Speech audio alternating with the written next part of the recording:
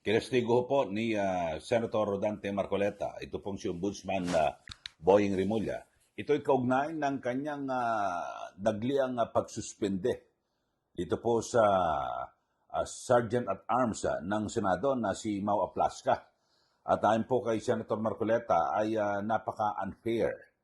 Ito hong si Rimulya at dahil sa hindi niya binigyan ng pansin yung tungkulin at trabaho ng Sergeant at Arms at yung presumption of regularity na kung saan bilang isang pinuno ng nagbibigay ng seguridad sa Senado at sa mga senador ay tungkulin ho ni Sergeant at Arms Aplasca na bigyan po ng sapat na seguridad ito hong Senado at ang mga senador.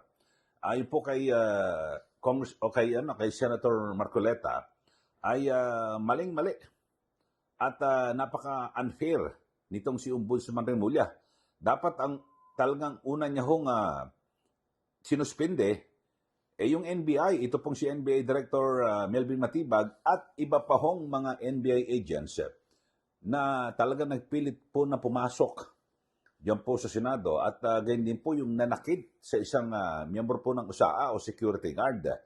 At ayon po kay Senator Marcoleta, dapat yun ho na-una kasi doon kitang-kita ho na meron pong pag-abuso. Dito ho. Ito, pakinggan ho natin yung kanyang pahayag ni Senator Marcoleta at talagang dito ho nagpapakita ho si Ombudsman Rimulya na meron po siyang kinikilingan at pinoprotektahan at meron ho siyang talagang gustong dalihin at siyempre yung Senado. Ito, panoorin niyo ho mga kaubayan, itong pahayag ni Senator Rodante Marcoleta. Pahayag ng Senado ang kanyang independence. Oho. At sinabi niya, hindi kayo pwede. Alam mo, sa lahat ng bagay, giyera ang nakikita mo, nire-resist natin ang yung mga foreign ini-invade tayo. Kahit ganito lang ang bansa natin, lalaban tayo. Yes po. Pakikialam ng dayuhan yan eh. Oo. Lahat ng uri ng pakikialam. Pero ito, ang linaw na pakikialam. Pero marami sa ating mga kababayan ang yumakap pa sa kanila. Oho. Yun ang nakakahiya, yung mga ganong klaseng tao. Imbes na ang usigi ng NBI, ang inusig pa yung usaan namin eh. Yun na nga po. Yung tao, ginagawa lang kanyang tungkulin eh. Di ba? At ang pinaka-latest ipinag-utos ng Ombudsman ngayon na suspendido ang inyong Sergeant at Arms sa si Mau Aplasca. Ano ang basis niya? Yun daw pong, nauna siya nagpaputok doon sa Senado. Binaliwala niya yung presumption of regularity sa pagganap ng tungkulin ng isang public servant. Ano ba ang trabaho ng USAA? Depensahan po kayo, siyempre. buong Senado. Security. Enforcement function. Opo. Regular ang ginawa niya. Sino ba kayo? Sabi niya ngayon, ayaw lang NBI, umalis kayo rito kasi pinagbabawal kayo sa premises rito. Pinagbababa ng armas. Baba ng Magkano kayo ng armas? Hindi, ganyan, nagpaputo. Yun ang yun ang trabaho yun ang talaga protocol niya. Oho. Bakit si Matibag at mga NBI na pumasok sa bulwagan ng Senado, wala siyang ginawa. Oho. Diyan makikita po ninyo kung paano ang pagkakaiba, yung totohanan na pagpapatupad po ng ating mga batas.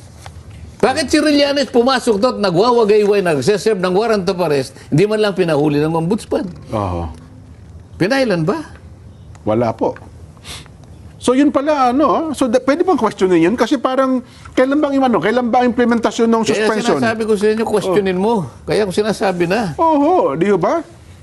Kasi kung ganun pala ang ginawa niya, Binugbog nila yung isa sa miyembro ng usahan namin.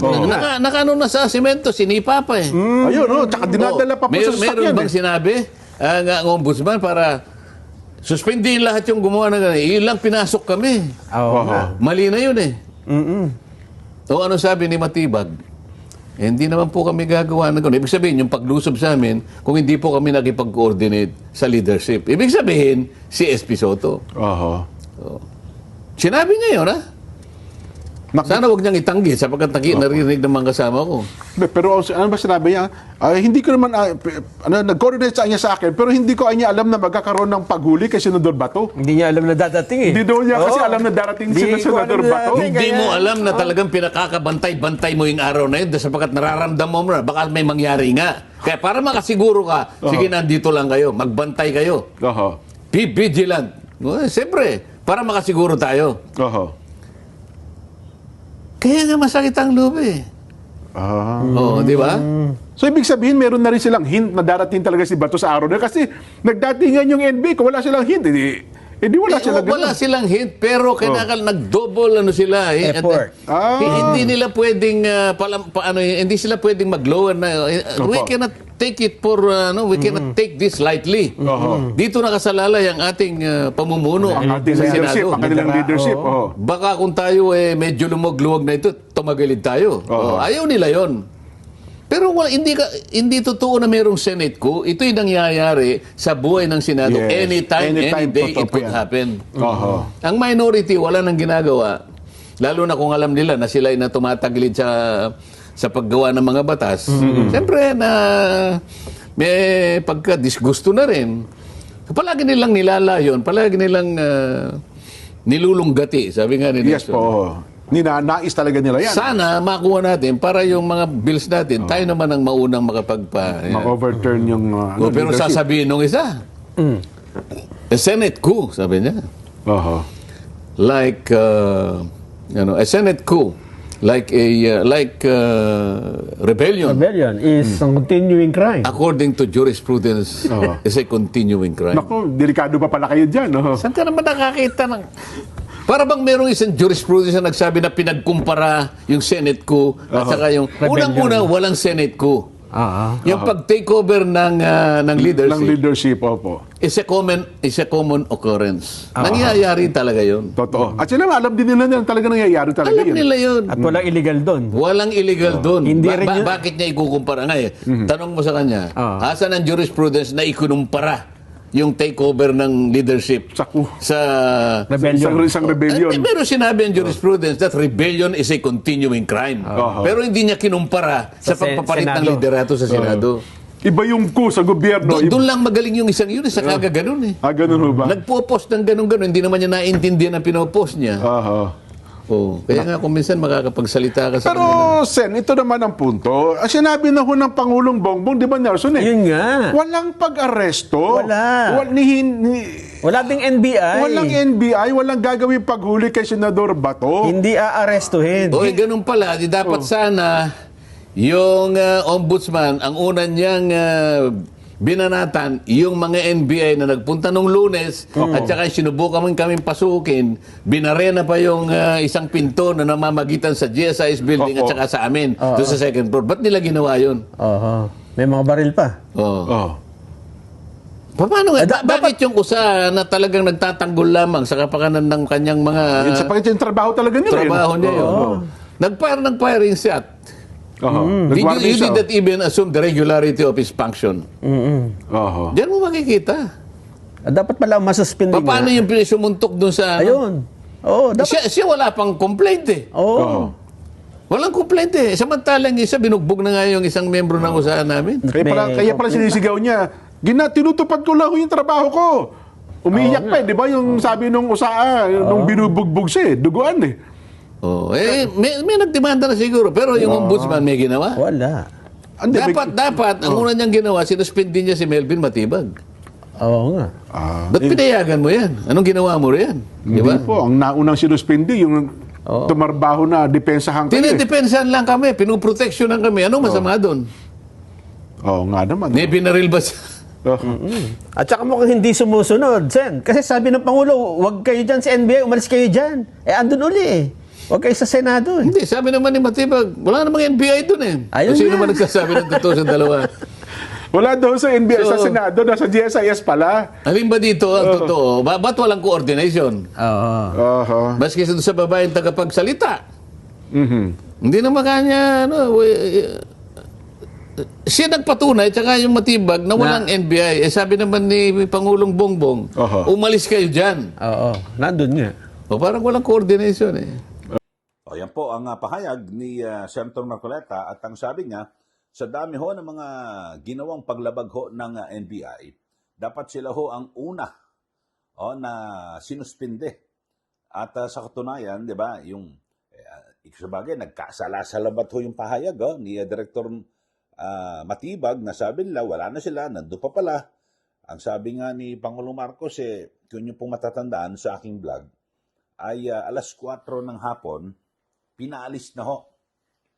Pinaalis niya na raw ho dyan po sa bisinidad ng Senado. Ito ho nga NBI. Pero kung ating titignan at babalikan ho, lalaliman ho natin yung kaisipan na pinaalis na, ibig sabihin ng pinaalis, nandun talaga ang NBI. Pero sa umpisa pa lang, lagi ho nila sinasabi, wala NBI. Tapos, nung alas 4 ng hapon, pinaalis na raw, sabi ng Pangulo. Ay alas 6 ng gabi, nandun naman ho, di ba, nagkaroon ng bakbakan. So, nandun ang NBI. Hindi po sinunod ng NBI itong si Pangulong Marcos. So, talagang nagkakasalaba-salabat ho, mga kababayan. Pero, ang sabi ho, paliwanag po ni Senator Marcoleta, talagang, yung ano nga ho, di ba, yung nakadapa na ho na security guard o miyembro po ng USAA. Siguro makikita nyo sa video footage, sinipa pa ho Di po ba? At pilit na hinuhuli at pinopusasan. Kaya nga may binabanggit, di ba? Nauna dyan ay binanggit ni Senate President Alan Peter Cayetano na kung sinuspinde itong Sergeant at Arms ng Senado, dapat sinuspinde rin yung director po ng NBI. Pero tahimik po si Ombudsman Remulla. Kasi sabi nga ngayon ni Senator Marcoleta, itong kulin ho na ng Sergeant at Arms na idepensa yung Senado. So isa sa mga, kasi nakita may mga pumapasok sabi wala na raw hong taga NBI pero meron pa rin. So eto, warning shot lang naman ho, mga kababayan. Sana kung talaga tinutok ho sa ibig sabihin ng warning shot, tinataboy, di po ba, itong mga taga NBI. So dito ho ay talagang makikita nyo ho, yung pag ang parang sabihin natin pagkiling, kasi ito hong ombudsman, dapat ho wala ho itong kinakampihan Lahat po ng mga opisyal, empleyado ng gobyerno, pwede niya hong disiplinahin. Actually, dito may usapin pa hong legal At tingnan natin kung aabot po ito sa Supreme Court dahil sa ang kini-question ho, yung kapangyarihan ng ombudsman, kasi ang Sergeant at Arms ay nasa ilalim po ng Senado. At hiwalay po ito na sangay ng ating pamahalaan at nasa salig ng batas na ang listatura o yung House of Representatives at maging ang Senado, bagamat pwedeng imbestigahan po yan ng ombudsman, pero ang mag-i-implement yung mismong sa kanila, yung Congress o yung Senado. Parang katulad yan, di ba yung sa kaso ni Senator Joel Villanueva, ang sabi ng ombudsman, di ba, tanggalin yan si Senator Joel Villanueva, pero hindi pwedeng direktang tanggalin o suspindihin din ng ombudsman. Ang ginagawa, dapat hiwalayan. Isasabihin na sa Senado, liderato, o tanggalin niya, suspindihin. Tapos yung Senado, sila ang magsuspindi. Kasi tao nila yan Ganun ho, nasa salingang batas. Pero yung pong kwestiyong legal. Pero sabi naman ni Senator Marcoleta, hindi niya na binanggit yan. Yun lang ho, dapat inuna ho. Sabi nga ni Senator Alan, dapat lahat na. Sige, kung suspindihin si Aplaska, lahat dapat, pati taga NBI. So, yun ho. At alam nyo ho, ito, magandang pansinin, bigyan ng pansin, itong pahayag ni Senator Marcoleta, na lalo na ho yung mga naglilibak, at talagang minamaliit, sinisiraan ng Senado, na sinasabi raw malaking kahiyan, kabaliktad ho, dapat to ay purihin pa nga ho ito hong mga senador at kampihan natin dahil sa ipinakita po ng Senado ang pagiging independyente ho nito at hindi pwedeng panghimasukan ng sino mang dayuhan katulad po ng ICC na yan. Dahil sa wala po, hindi po talaga kinikilala yung na yan yung warrant of arrest, di ba? Sa Russia nga si Putin, tapos si Netanyahu sa Israel ilang beses siya na nagpadala po ng warrant. Wala ho.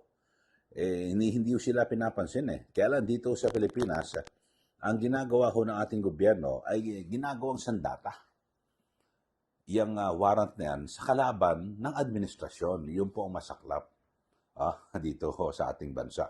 Kaya yun ho, kusang sinusuko. Sabi nga ho, isa pa, yung si Trillanes, nung nagwagayway ho, di ba, ng warrant of arrest. Hindi man lang din niya na sinita bakit, ano ang kanyang otoridad? Mga kababayan, bakit niya iwinagayway yung warrant at bakit siya ang nangunguna? Tauhan niya ba ang NBI? So yun po, ang ilan sa mga issue. At bukod ho dyan, mga kababayan, ay may binabanggit din, ito pong si Senator Marcoleta, at kanyang ikinokorek. Mali na naman daw, ito pong si Senator Ping Lacson, na sinasabi niyang rebellion at kudita, yung nangyari po diyan po sa Senado. At ito po yung continuing crime at jurisprudence. Bagay ito, paniniwalaan ko si Senator Marcoleta bilang isang abogado. Sabi ho ni Senator Marcoleta, walang nangyaring kudita, kundi pagpapalit ng liderato na normal po sa Senado. At hindi mo pwedeng ikumpara ang kudita sa katulad sa militar ho, di ba, na nagkudita at sabagay pag hindi nagtagumpay, makakasuhan ka ng rebellion. Di po ba? Ito iba ho ito. Kasi ganyan naman ho talaga ang sa dalawang kapulungan ng Kongreso, numbers game po ito lagi. Kapag may sapat po na bilang ng mga senador at maging sa House, sa mga kongresista, pwede po magpalit ng leader ng bawat kapulungan at hindi po ito illegal o wala pong krimen. Samantalang yung sinasabing kudita, di ba, kadalasan talagang illegal po yun sa umpisa pa lang Pero kung nagtagumpay, nagiging legal. Halimbawa, di ba, nagkudita ang militar. Nagiging legal kapag matagumpay. Pero pag hindi kayo nagtagumpay, kulong kayo lahat, di ba? Makakasuhan kayo ng rebellion. Ganyan yung nangyari kay dating Senador Trillanes, di po ba? So, yun ho mga kababayan ang pagkakaiba. At dapat itong pansinin ng mga mababatas na talagang normal po ito na gawain na nangyayari sa Senado at maging sa iba pang kapulungan sa House of Representatives. At dito ho mga kababayan ay ang binabanggit niya ho talagang yung yung kasalukuyang minorya diyan po sa Senado, talagang hinayang na hinayang at talagang naglulupasay po sila, no? Sabi po ng Senator Marcoleta, at ayaw ho nila sanang maalis sa poder ng kapangyarihan diyan po sa Senado. Pero nagsalita po ang mayorya ng mga senador, wala na ho silang magagawa. Kayo ho, ano masasabi niyo ho rito mga kababayan? Kasi dito ho parang lumilitaw na meron pong talagang kinakampihan itong si Ombudsman Remulla at ang kinampihan niya, siyempre, yung mga kaalyado ng administrasyon hindi man lang pinitik o pinagalitan yung mga taga-NBI sa pangunguna ni Director Melvin Matibag. Sa halip, agad-agad sinuspende ito pong Sergeant at Arms ng Senado na si Mau Aplaska.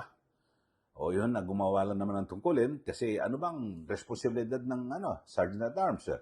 Ipagtanggol ang Senado. May lumulusob, ang ginawa ho, warning shot na para itinataboy. Yun, sinuspinde. Yun, hindi man lang, siguro, sabi nga, sige, sinuspinde mo, pero dapat pati taga-NBI.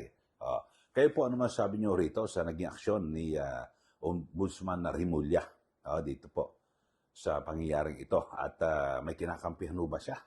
Sabagay, sa mga nakaraan, talagang makikita natin ang direksyon na parang meron po siyang kinikilingan at pinoprotektahan. Sige, magbigay na po kayo ng comment dito po sa ating channel at para po maibulalasyon rin po ang inyong mga pananaw at reaksyon dito po sa isyong ito.